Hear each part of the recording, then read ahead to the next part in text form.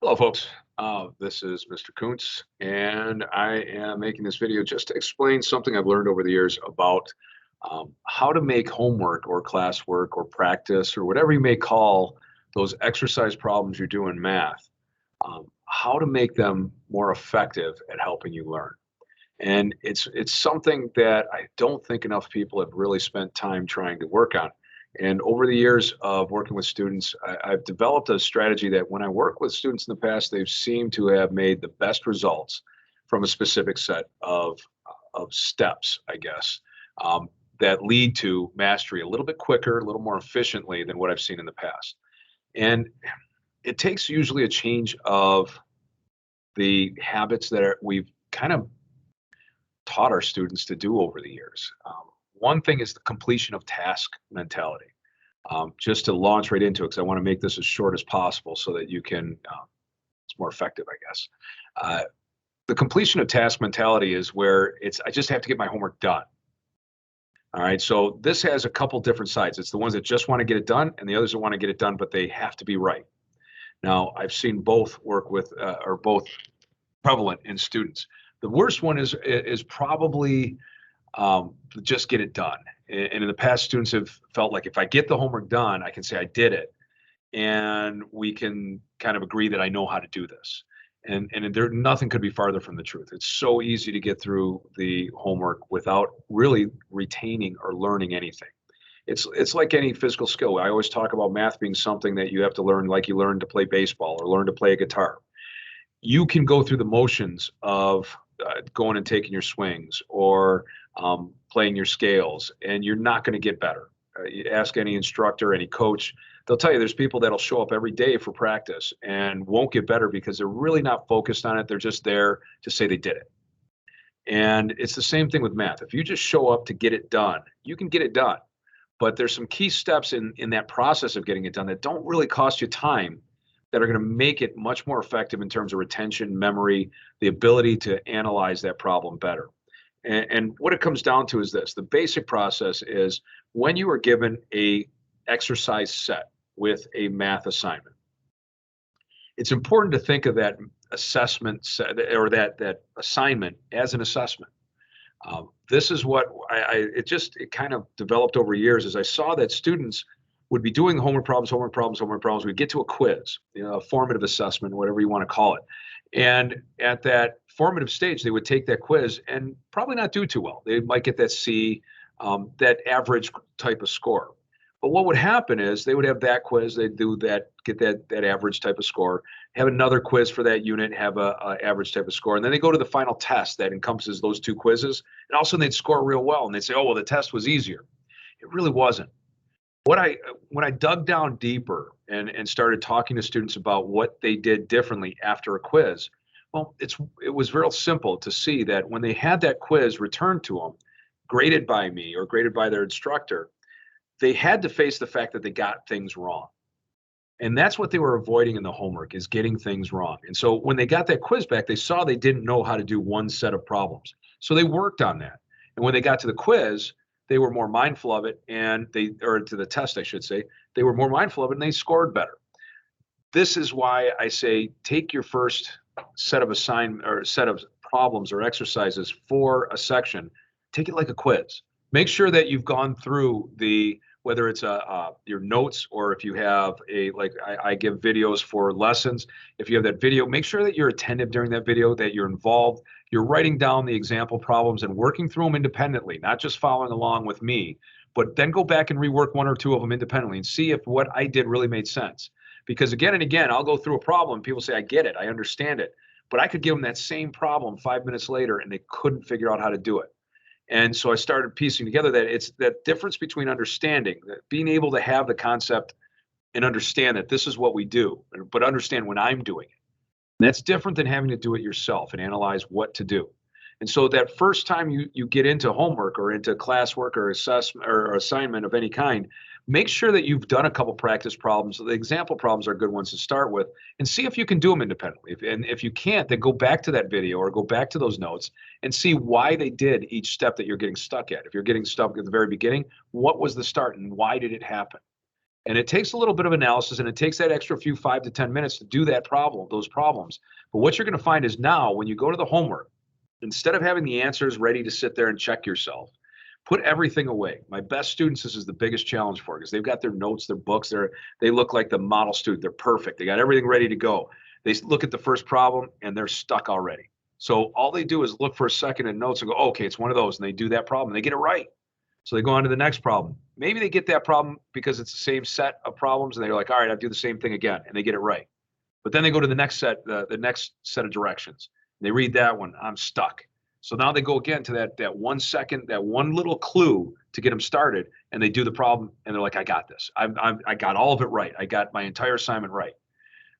That is a huge red flag to me when I get a homework assignment turned in and everything's perfect, because it usually means one of two things. You either did what I just said, getting that little prompt before you started, or the other approach I see is you dive into that first problem, because I always say try to do it like a quiz. So you dive into that first problem, you're pretty sure you're not doing it right.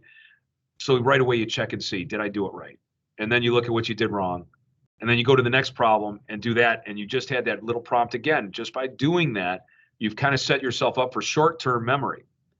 And our brain learns in different ways. It locks things into long-term memory. Most often, it'll lock things into a long-term memory if you allow yourself to make a mistake.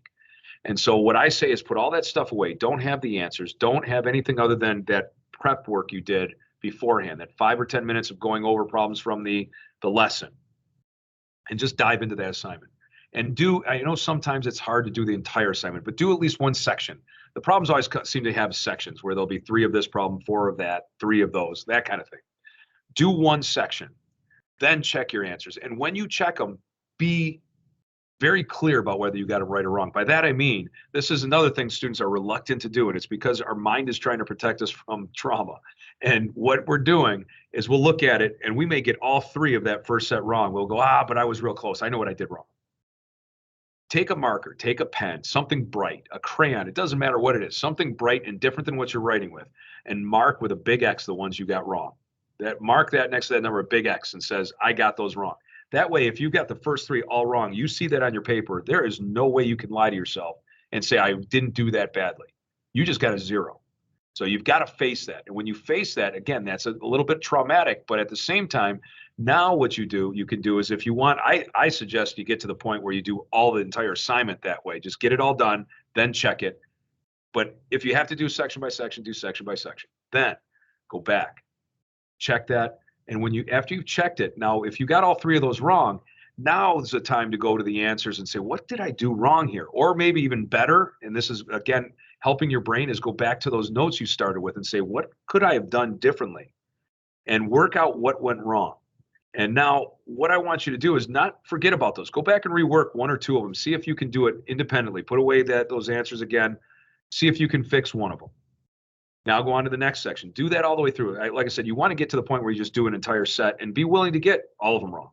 You're not learning the wrong process. What you're doing is establishing a pattern that later you can look at and adjust. It goes all the way back to when we were kids. You put your hand on the stove, it burns, it hurts. So you don't do it again. Long-term memory says that's a bad thing. Same here. If you make it a little bit of a trauma where I look at it and go, oh my God, look, I got 8 out of 10 wrong. You're going to do a little more to lock it in. And when you do that correction, instead of doing it problem by problem, when you do that correction, when you see that many wrong, that kind of thing, it's going to stick in the long-term memory better. Also, what happens is it gives you your future study guide, because as you finish that set, you've still got those marked wrong that you did wrong. And that's what I encourage kids to turn into me. When they turn in homework, I want to see that you marked it wrong.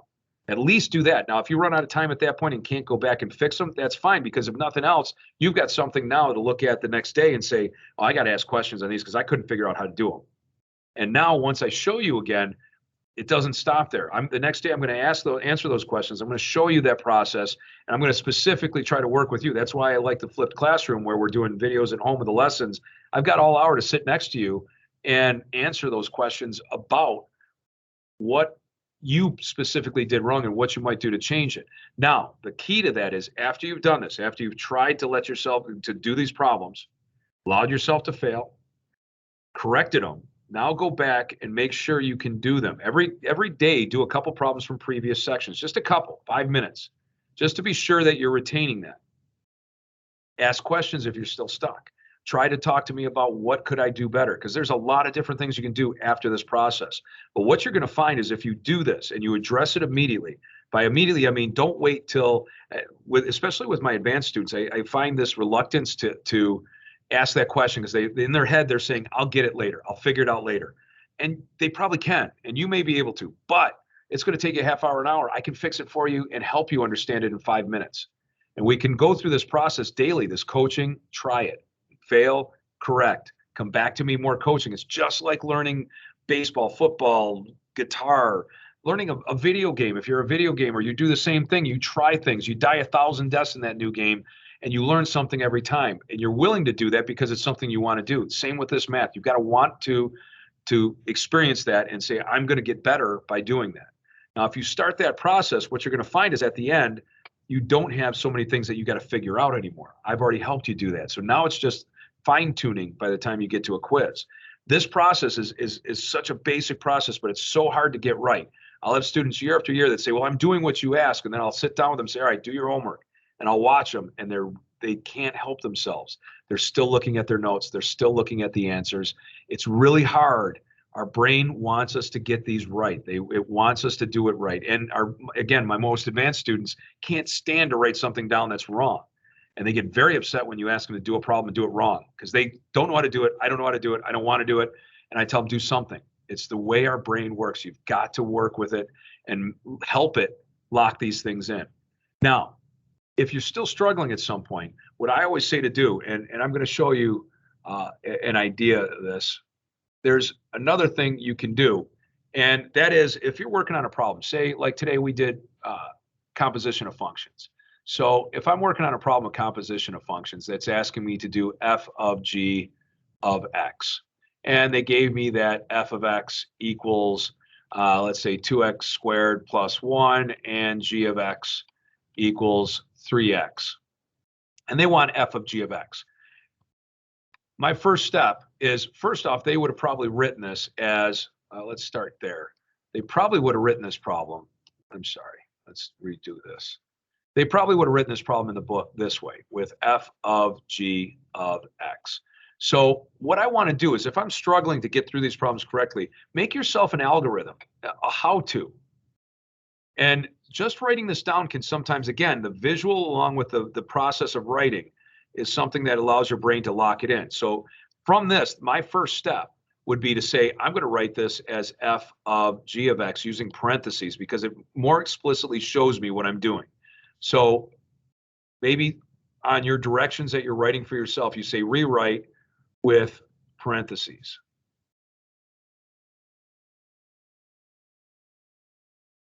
All right. Then the next step would be to plug in g of x. My next step would be, I'm going to write f of 3x. So I'm going to say plug in, but the good word would be substitute. But we'll say plug in g of x, because I think most of my students would probably write that rather than substitute. Third thing, make the substitution. So what that means is I'm going to take the function f, and wherever I see an x, I'm going to plug in that 3x. So I'm going to do 2 times x squared. So I'm going to have 3x in there because that's my new substitution, 3x, that's squared plus 1. And again, I'm not going to go through this whole process. What I want you to see is what I'm going to end up with is a step-by-step process for solving this equation. Sometimes, again, if you're struggling to retain it, doing this, working through a problem, and even if you have to work through it by looking at something, at another problem, it's okay if you're making this how-to because it allows you, again, to lock in that information. And that is one of those things that, again, it's just a little trick. Once you do this, you have a set of notes as to how to do these things. And those are the things you can look at as you start to prepare for that test or that assessment. And again, that's what I want you to prepare for. That's what we're really looking to do, is get ready for that assessment. So this is just a couple things. I'm going to follow this up throughout the year with other things as I think of them, but these are where I always like to start with students. If you're struggling, try this. Try the process of, and maybe I should write that down too. is let's get a new page here and let's do this. Let's just write down the process of homework. The first thing you should do is pay attention during the lesson, right? It sounds like an obvious one, but it's hard sometimes. And that's why I like video lessons, because you can stop it and rewind. If you phase out for a little bit and that happens, you just kind of drift off.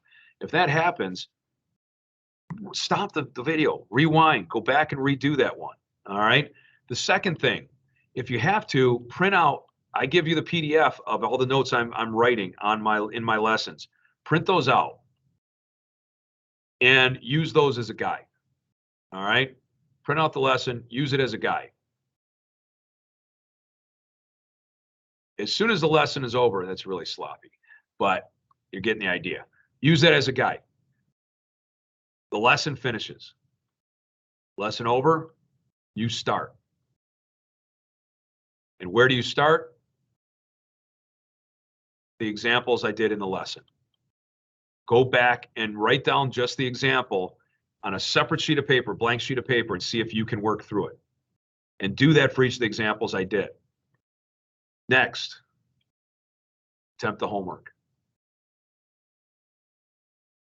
No cheating. By cheating, I mean no notes, no checking the answers every time you do a problem, no help from a friend. You just sit down with just a blank sheet of paper and your textbook and do the problems. And do at least one full section. Attempt it. Next, correct it. By correct it, I mean use a bold color to mark wrong what you got wrong.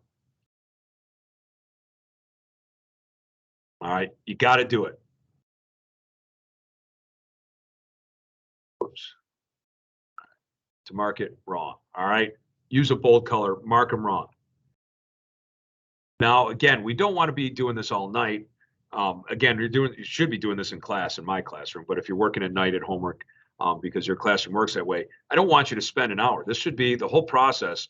Most of our assignments should be done in 30 minutes. They should be done in the class, 30 to 45 minutes. If you have to do another 15 minutes at home, they're probably doing this last step at home, where it's go back and after you've corrected them, go back and figure out your mistakes. And the most important part of this process, all right, so you're going to go back, figure out what you did wrong, understand where you were making your errors. But the biggest thing you got to do is this last thing. Without this last part, none of what you've done so far matters. All right, with this last part, you have to rework those problems you got wrong.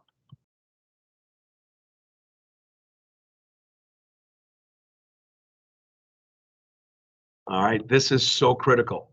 You've got to go independently, blank sheet of paper, write down a problem that you got wrong and do it again. Now that you've figured out, put away those problems you already had worked on, write down just the problems you need to, write down 2 or 3 of them. Again, I don't want it to be an all night thing. Write down 2 or 3 of them you got wrong that you feel like are good representatives. Write those down on a separate sheet of paper, put away the work you just did and do those problems and see if you can finish them. If you still can't, that might be where you bring those 2 sheets in with me, your original problems and your rework problems. Bring them into me the next day and we'll look at them. And I'll give you some more hints and some more clues as to what you might want to look for, what patterns I see, things of that sort. That when you do all this and I help you, there's no doubt I've seen it turn around within a week or 2. It's not going to be overnight. But once you get in this practice, what you're going to find when you use this process, you're going to find that you're going to get much more efficient and you're actually going to do your homework faster than you've ever done it and you'll get more out of it than you've ever gotten. So we're talking better grades, less time. Well, why wouldn't you try it? All right. In the initial stages, it might cost you a few more minutes, 5 to 10 minutes more than you're used to using, but it'll speed up as you get comfortable with it, as you start to engage your brain in better brain compatible strategies is what these are. All right. So give this a shot, make an effort at it. Again, I apologize for some of the scribbling on there. I wanted to get this out. I've done it like this same video 3 times and I haven't been happy with any of them. Even this one, I already know things I want to change, but I want something out there for all my students and anyone else who happens to want to listen to this about how to do homework in math and make it actually help you get progress. I don't want to see anyone working on problem after problem after problem and bombing quizzes and tests because they just don't have a process that works. That leads to frustration. That leads to quitting. I don't want that. Every one of my classes is in class for a reason.